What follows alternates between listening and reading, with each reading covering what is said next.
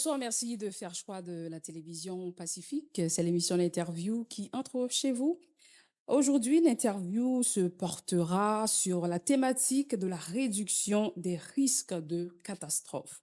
Il faut souligner qu'en 1989, l'Assemblée générale des Nations unies a désigné le 13 octobre comme journée internationale pour la réduction des risques de catastrophe. Et en 2023, la journée internationale se concentre sur la relation réciproque entre catastrophe et inégalité, avec le thème Combattre les inégalités pour un avenir résilient.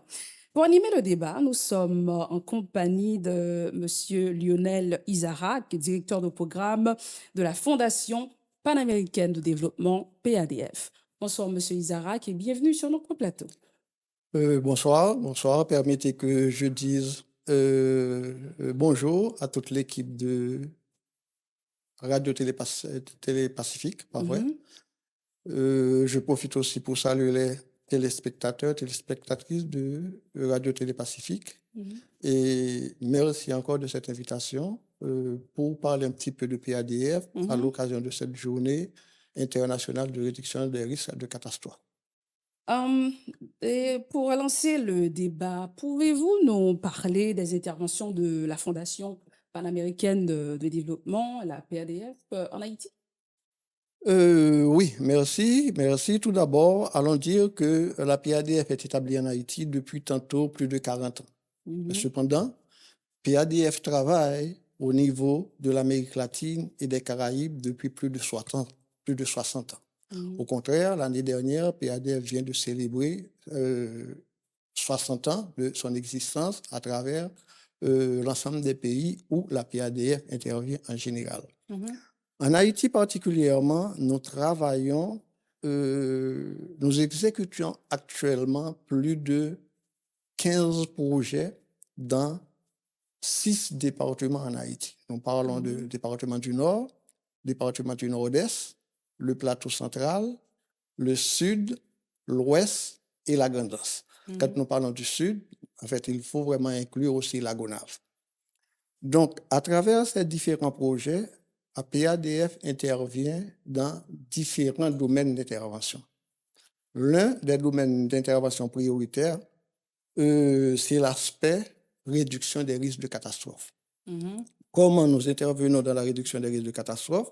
C'est permettre aux communautés d'augmenter leur capacité de résilience. Haïti est un pays très vulnérable aux catastrophes naturelles. Absolument. À ce moment-là, qu'est-ce que nous faisons? Nous travaillons de très près, engager les communautés, engager les autorités locales, mobiliser les communautés de façon à mitiguer les aspects de risque pour réduire la catastrophe dans les communautés. Deuxième aspect que nous mettons en évidence quand nous considérons vraiment la réduction des risques de catastrophe, c'est la formation, le renforcement des capacités locales en termes de préparation et de réponse aux risques et aux désastres. Et le troisième volet, c'est le volet que nous appelons donner accès aux informations d'alerte précoce aux différents membres de la communauté. Donc, c'est pour l'aspect de domaine d'intervention, gestion des risques et de désastres. Nous avons un deuxième volet d'intervention, c'est éducation. Mais nous n'intervenons pas dans le contexte d'éducation formelle, mais plutôt éducation non formelle, en ciblant particulièrement les enfants, les jeunes vulnérables des communautés défavorisées.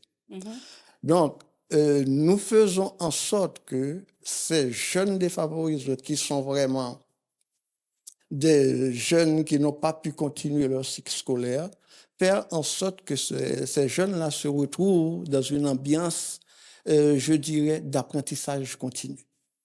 Et un autre aspect en termes d'éducation non formelle, c'est l'aspect de faciliter la réinsertion de ces jeunes dans le circuit scolaire normal. Un troisième domaine d'intervention, je dirais, c'est le domaine Combien de jeunes vous touchez, par exemple? À la vérité, c'est que si nous prenons vraiment l'année qui vient d'écouler, nous avons pu travaillé avec 2870 jeunes.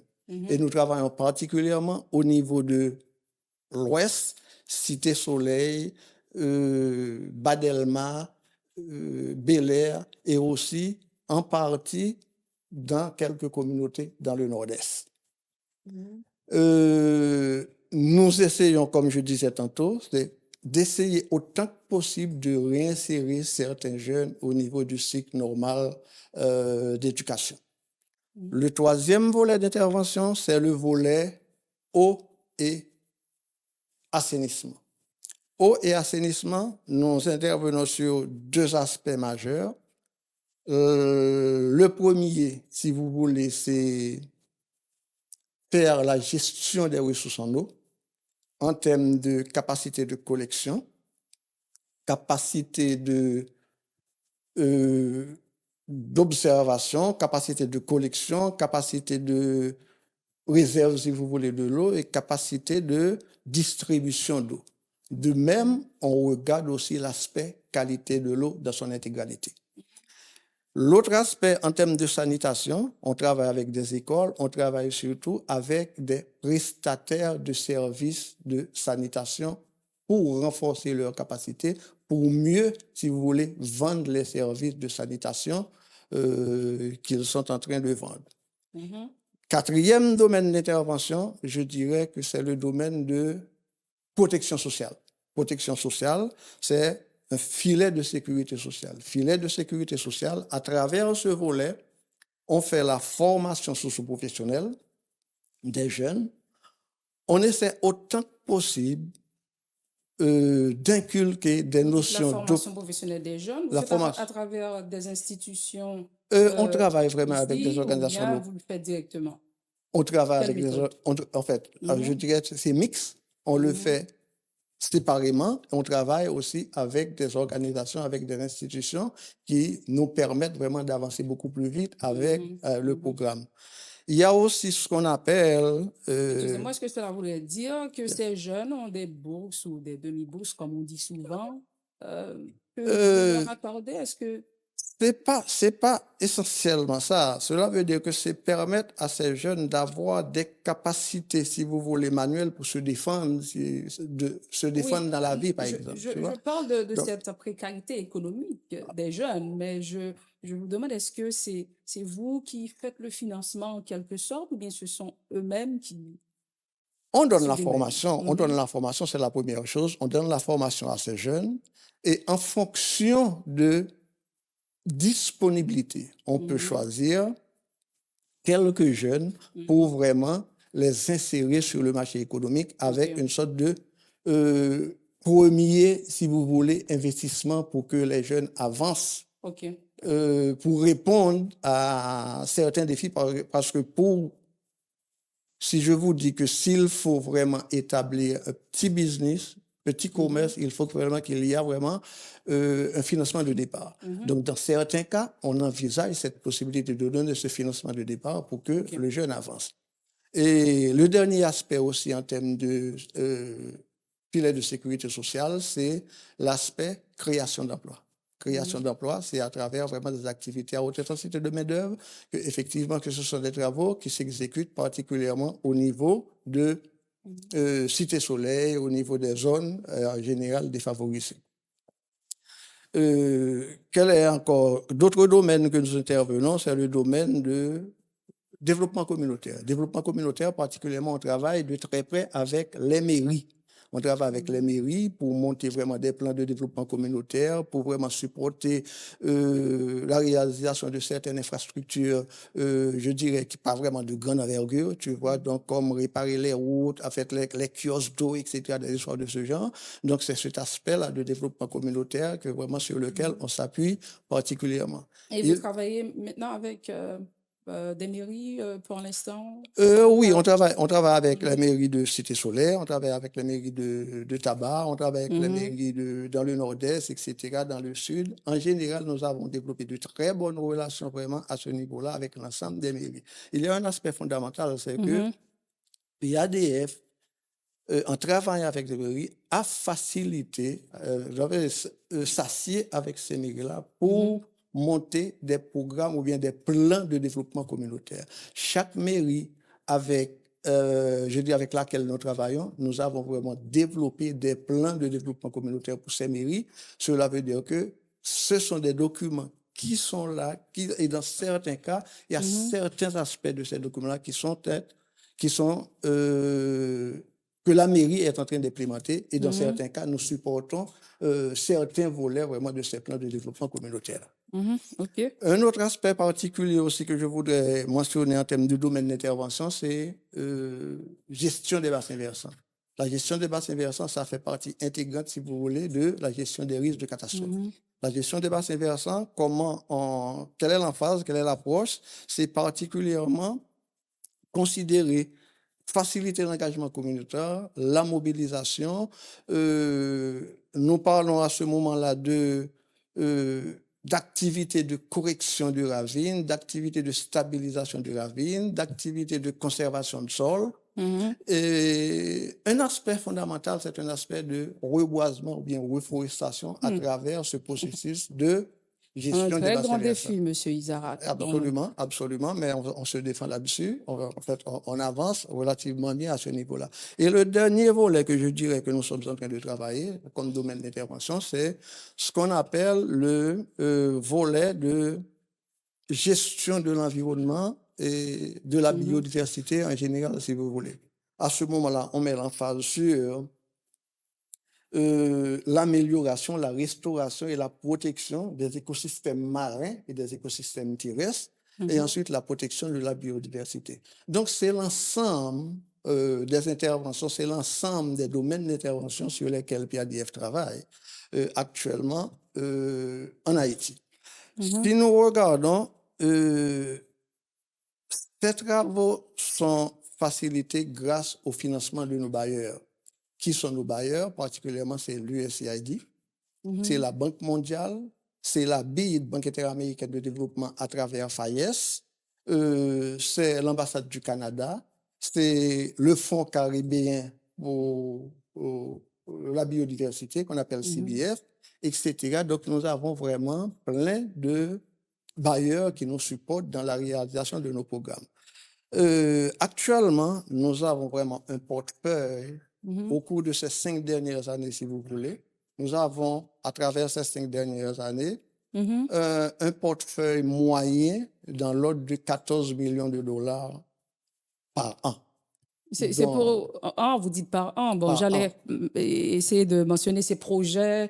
En fait, les différents projets, donc je vous ai dit tantôt qu'il y a vraiment, quand nous sommes en train d'implémenter, une quinzaine de projets. Oui, c'est ce que j'allais vous demander. Est-ce que c'est pour ces projets spécifiquement ou bien c'est par an, vous dites? C'est par an, en fait, quand nous prenons la somme vraiment de subventions que nous recevons à travers ces projets-là, et quand nous considérons vraiment la durée de ces projets-là, ça nous donne vraiment une moyenne de vraiment, en fonction de dépenses que nous avons sur une base annuelle, ça nous donne au retour, en fonction des interventions que nous avons vraiment sur une base annuelle avec ces projets, ça nous donne en moyenne plus ou moins 14 millions de dollars par an. Monsieur Isaac, ce financement que vous avez mentionné, c'est le financement pour les projets par an ou bien c'est pour tous les projets, les 15 projets dont vous nous avez parlé? Oui, chaque projet a une durée déterminée, un montant spécifique, tu vois. Donc, cela veut dire que ce calcul se fait en fonction de la durée du projet, en fonction de ce qu'on a à faire avec ce projet pour cette année-là.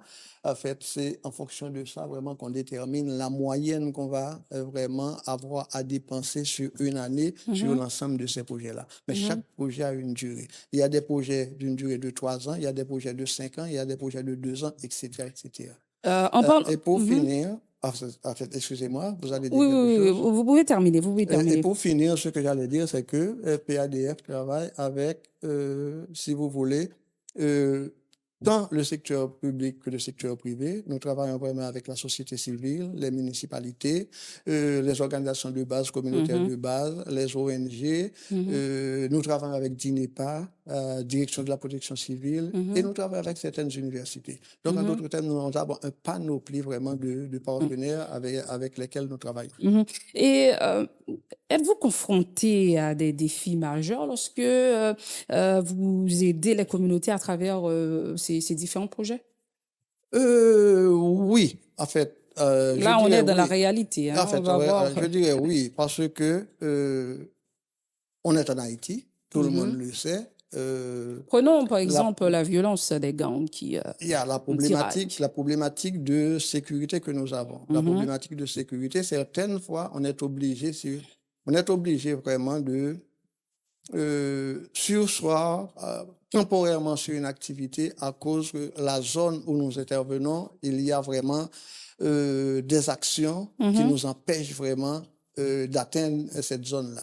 Mais il y a une chose fondamentale qui nous permet aussi d'avancer dans nos activités, c'est l'approche de proximité que nous utilisons. Nous travaillons avec des organisations locales, des organisations basées, si vous voulez, dans les Mhm. communautés. Mhm. Donc, ce qui veut dire que vraiment, dans la plupart des cas, les Mhm. problèmes d'insécurité ne nous gênent pas effectivement pour avancer sur certains aspects. Il y a des moments qu'on doit vraiment s'asseoir pour dire que vraiment, on fait une pause et on va reprendre dans une semaine, dans 2 semaines, dans certains cas. Il y a Mhm. d'autres aspects aussi qu'il faut voir en termes de contraintes. C'est l'aspect, si vous voulez, l'aspect de ressources suffisantes. Nous savons que le pays a pas mal de problèmes. Le pays a pas mal de problèmes et quand nous parlons de gestion des risques et de désastres, il y a des défis énormes à surmonter et Mhm. certaines fois les ressources que nous avons à notre disposition ne permettent pas vraiment d'attaquer l'ensemble des défis que nous devrions attaquer. Donc, Mhm. je pense que vraiment ce sont ces contraintes majeures là en termes de limitation de ressources, le problème de sécurité qui empêche certaines fois qu'on arrive vraiment à donner le Mhm. maximum de Mhm. temps. Et là, nous parlons certainement des activités au niveau communautaire, mais est-ce que vous travaillez avec des établissements pour une meilleure sensibilisation sur la réduction des risques de catastrophes? En fait, oui, nous travaillons avec d'autres entités, si vous voulez. Mhm. La première, ce que je disais tantôt, c'est vraiment les mairies. Mhm. Donc, il faut vraiment qu'il y ait vraiment, heureusement, nous avons développé de très bonnes relations avec les mairies. Donc, Mhm. les mairies s'engagent effectivement à ce qu'ils contribuent, si vous voulez, dans ce processus de réduction des risques de catastrophe. Parce que Mhm. les mairies eux-mêmes étaient en fait, ils ont Comment ils vraiment, font? Quelle est la méthode, la méthodologie la appliquée? méthodologie, c'est que les mairies, en fait, l'aspect, c'est de renforcer la capacité des mairies en Mhm. termes de préparation et réponse aux désastres. C'est un aspect. Mhm. Le deuxième aspect, c'est permettre que vraiment, parce que les mairies eux-mêmes, ils ont Mhm. euh, des membres ou bien personnels que nous appelons vraiment des brigadiers ou bien des gens Mhm. qui sont responsables au niveau de la mairie de gestion des risques et de désastres. Nous faisons la capacité de ces gens, nous renforçons leur capacité. Certaines fois, on est obligé vraiment d'interpréter les systèmes d'alerte précoce Mhm. avec ces gens, permettre que ces gens puissent en mesure de disséminer des informations en termes d'alerte précoce, renforcer la capacité de ces gens, pourquoi pas les initier en termes de préparation et de réponse aux Mhm. désastres. Donc, nous Mhm. avons de très grandes collaborations à ce niveau-là avec les mairies. Une autre entité qui est vraiment Mhm. fondamentale, c'est la direction de la protection civile. Nous travaillons avec la direction de la protection civile de deux façons, à travers les systèmes, je dirais, le système communal, un petit peu, qui n'est pas le système central. Le système communal, c'est ce que je viens de vous parler à travers les mairies, Mhm. etc. Ensuite, il y a le système central. Le système central, nous allons travailler avec RDPC pour faciliter, si vous voulez, une meilleure collaboration, bien coopération, Mhm. quand il s'agit vraiment de réponse aux catastrophes en termes d'action rapide quand on est en présence d'un catastrophe Mhm. quelconque pour faciliter, si vous voulez, une intervention à temps dans les communautés vraiment qui Mhm. ont été vraiment touchées par ces catastrophes-là. Oui, vous avez vraiment mentionné que vous travaillez avec les mairies, mais allons à un niveau beaucoup plus haut, si on peut dire ça comme ça, pour parler de la bonne gouvernance. Est-ce qu'on peut établir vraiment un lien entre la bonne gouvernance et la réduction des risques de catastrophe? Comment vous pouvez faire ce lien entre ces deux Il y a, thématiques? en fait, la bonne gouvernance est fondamentale pour faire avancer toute société. Mhm. Donc, Une bonne gouvernance, ça va nous permettre de réduire la pauvreté, réduire l'inégalité. Et ces deux concepts-là, ce sont des concepts qui sont à la fois les causes Mhm. et les Conséquences. conséquences Mhm. d'un risque grandissant, si vous voulez, de catastrophe au niveau mondial, si vous Mhm. voulez. Donc, si vraiment on arrive à faire une bonne gestion bien, de la gouvernance, cela veut dire que on est en train de réduire la pauvreté, réduire les inégalités sociales et en d'autres termes, réduire les risques de catastrophes, Mhm. de dégâts de euh, Mhm. certains, si vous voulez, aléas climatiques ou des catastrophes, etc. Mhm. Malheureusement, ce Et qu'on est si en vous train... faites la projection sur Haïti, Et quelle c'est analyse ce vous que j'allais faites? dire, c'est ce que j'allais dire. Si vraiment, malheureusement, si on regarde la tendance actuelle, au cours de ces 5 dernières années, Mhm. le pays a eu constamment une croissance négative. Mhm. Si on a une croissance négative, cela veut dire on n'est pas en train de créer des richesses, on est Mhm. en train de créer, de générer un cycle continu de pauvreté, Ouais. ce qui va engendrer beaucoup plus d'inégalités, Mhm. beaucoup plus de pauvreté, ce qui va nous maintenir dans ce système, dans ce rythme où effectivement nous allons vers vraiment un accroissement, si vous voulez, des dégâts causés par Mhm. les Les catastrophes. catastrophes. Ouais. Donc, je pense qu'à ce niveau-là, il faut qu'il y ait vraiment une sorte de responsabilité collective. Tout le monde Mhm. doit se sentir concerné. Parce que si nous prenons un exemple, nous sommes 12 millions d'habitants, Mhm. mais la superficie, c'est 27 500 km². Mhm. Donc, la tendance est que la population va en s'accroissant. Mais le même espace va rester indéfiniment. Mhm. Et en plus de ça, malheureusement, il y a vraiment un rythme accéléré de la dégradation de l'environnement. Ouais. Ce qui vraiment va faire que vraiment, il va y avoir une pression sur les ressources, beaucoup plus de dégradation, beaucoup plus de pauvreté, beaucoup plus d'inégalité. Ça va augmenter, si vous voulez, les risques de catastrophe. Donc, Mhm. ce que je dirais, donc, il faut vraiment qu'il y ait vraiment cette sensibilité. Il faut qu'il y ait vraiment un changement de paradigme. Mhm. Un changement de paradigme. Il faut vraiment comment ne pas revisiter, si vous voulez, les politiques, les Mhm. stratégies de gestion environnementale, les Mhm. stratégies, les politiques de gestion du terroir. Tout Mhm. ceci fait que effectivement, il faut vraiment que les gens ou bien les gens qui sont responsables se mettent au travail pour éviter vraiment qu'on continue dans ce cercle vicieux de pauvreté sans fin. Et ce cercle Mhm. vicieux de pauvreté, ça va engendrer Ouais. chaque jour des catastrophes encore beaucoup plus Mhm. néfastes pour le pays. Ouais. Oui, Monsieur Isaac, je comprends que vous travaillez vraiment avec différents acteurs de la vie nationale, mais je pense que PADF ne peut pas vraiment prendre la place de l'État, même si vous travaillez, disons, avec le gouvernement haïtien, quoi. Oui, hein, parce que je disais tantôt, c'est que effectivement, il y a eu pas mal de problèmes, on ne peut pas faire le tout, mais il y a un aspect fondamental qu'il faut mentionner, c'est que vraiment, le gouvernement haïtien est un partenaire de très près avec, on Mhm. travaille de très près avec le gouvernement haïtien.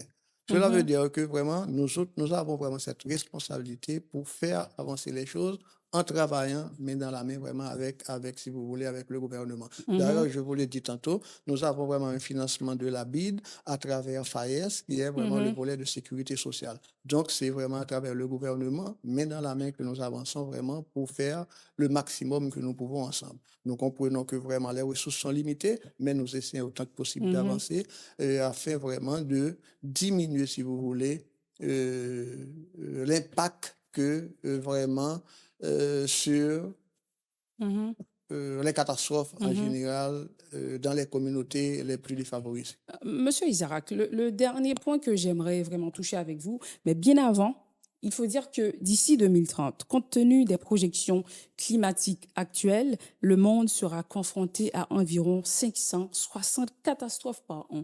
C'est selon le Bureau des Nations Unies pour la réduction des risques de catastrophes.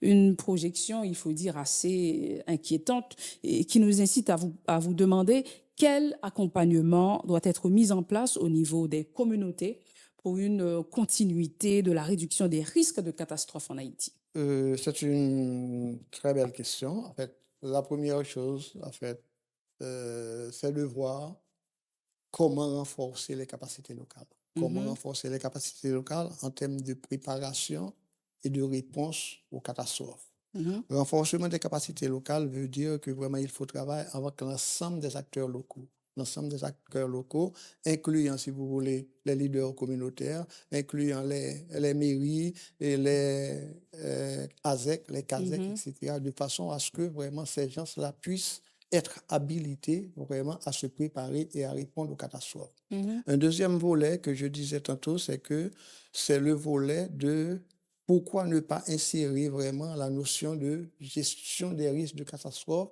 dans le curriculum scolaire? oui, oui, Permettre que oui, vraiment, dès mhm, le jeune âge, l'enfant vraiment commence à oui, s'habituer oui, vraiment avec cette notion de catastrophe, de gestion des risques et de désastres. Et finalement, je pense qu'il y a un aspect fondamental.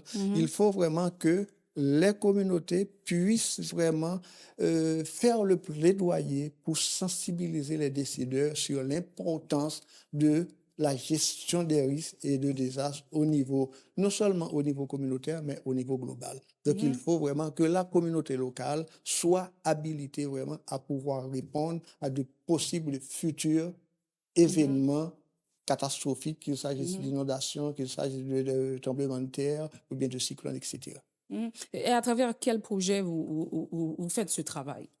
Bon, je dirais qu'il y a un projet fondamental, pour nous, un projet vraiment important financé Mhm, par le Bureau d'assistance humanitaire de l'USAID. C'est le projet financé par BHA, Bureau d'assistance humanitaire de l'USAID. mhm, Ce projet, c'est un projet de réduction des risques euh, sanitaires et mhm, d'inondation dans les communautés vulnérables de tabac et de cités solaires. Un objectif fondamental, c'est de réduire l'impact des catastrophes en aidant les communautés vulnérables à devenir plus résilientes. mhm, Rendre les communautés vulnérables à devenir plus résilientes, on le fait à travers trois composantes majeures. mhm, La première composante, c'est faire des actions de mitigation pour essayer d'atténuer les impacts des inondations particulièrement. mhm. Donc, pour arriver à cela, nous travaillons et en amont et en aval. Donc, je vous parle de Cité Soleil et Vous avez tabac. oui, Quand nous pour parlons le de tabac. en Mhm, amont, nous parlons depuis Frères jusqu'à en prenant les monts, les montagnes, en passant par Malik, arriver jusqu'à, si vous voulez, mhm, Fort-Jacques. Il faut vraiment des interventions, ce que nous sommes en train de faire, des interventions dans ces micro-bassins versants. En faisant ces interventions dans ces micro-bassins versants, ce n'est pas comme ça on se décide pour aller travailler mhm. là où l'on veut. C'est à partir, si vous voulez, une cartographie des risques, à Oui, oui, partir oui, d'une c'est important. évaluation, si vous voulez, des caractéristiques de ces microbassins versants, Mhm, en mobilisant les communautés et en utilisant, si vous voulez, des technologies telles que, en mhm, utilisant les drones pour caractériser les zones et mobiliser les communautés pour faire les interventions de mitigation. Quand nous mhm, parlons des interventions de mitigation, c'est ce que je disais tout au début, c'est vraiment faire des interventions pour stabiliser les ravines, faire des mhm, interventions en termes de conservation du sol, faire des interventions de reboisement, de reforestation. Et à date, si vous voulez, on a commencé avec ce projet-là en 2021 et à date, on a déjà vraiment stabilisé 8 kilomètres de ravines dans ces zones et on a déjà distribué et planté près de 50 000 plantules de ce qu'on appelle de mhm, diverses espèces. Donc, c'est la première composante. La deuxième composante, c'est ce que nous disons, c'est préparer les communautés en termes de préparation et de réponse aux désastres. Nous avons fait vraiment, nous avons déjà parlé de long en large à ce sujet-là fait la même approche que nous prenons Mhm. pour renforcer Lorsque vous dites préparation, vous parlez de prévention en quelque sorte. prévention, préparation et de réponse au désastre. Et ça, c'est le deuxième volet de ce projet-là. Et le troisième volet, c'est le volet en aval, où nous travaillons directement dans les communautés de Cité Soleil et de Tabar pour améliorer la gestion des résidus solides. Améliorer la gestion des résidus solides se fait non seulement de manière directe, mais aussi en améliorant la capacité d'intervention des mairies. En améliorant la capacité d'intervention des mairies, non seulement en regardant la stratégie de fonctionnement de ces mairies-là, reviser la stratégie d'intervention en termes de gestion des résidus solides, et aussi supporter en quelque sorte de manière opérationnelle les opérations de ces mairies. Et finalement, dans le contexte de ce projet-là, il faut vraiment réhabiliter, si vous voulez, restaurer dans certains cas les canaux de drainage permettant d'avoir un nettoyage continu et soutenu à travers, sur le long terme. En d'autres termes, ce projet a débuté depuis 2021.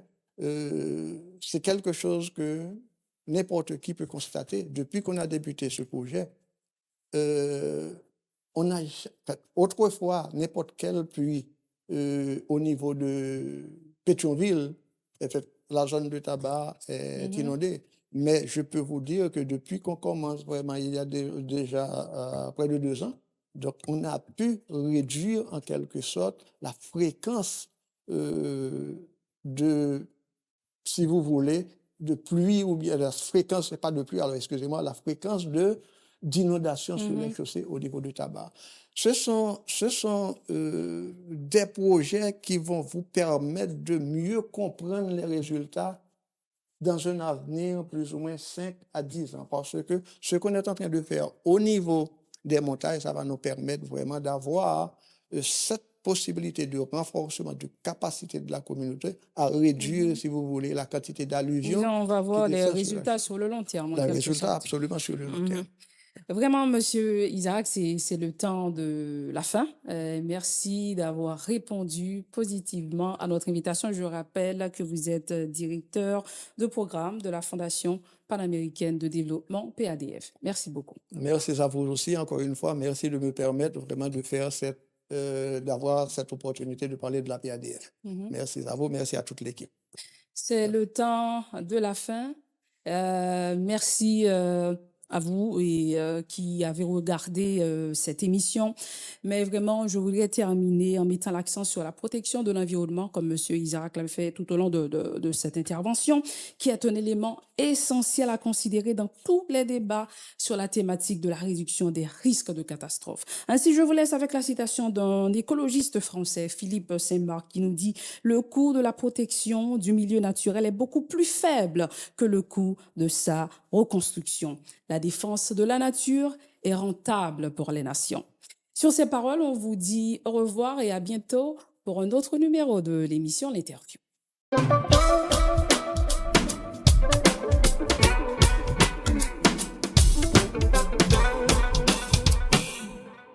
Si vous jugez que cette vidéo est intéressante, n'hésitez pas à liker et partager la vidéo. Et surtout, n'oubliez pas de vous abonner à cette chaîne et activer la cloche de notification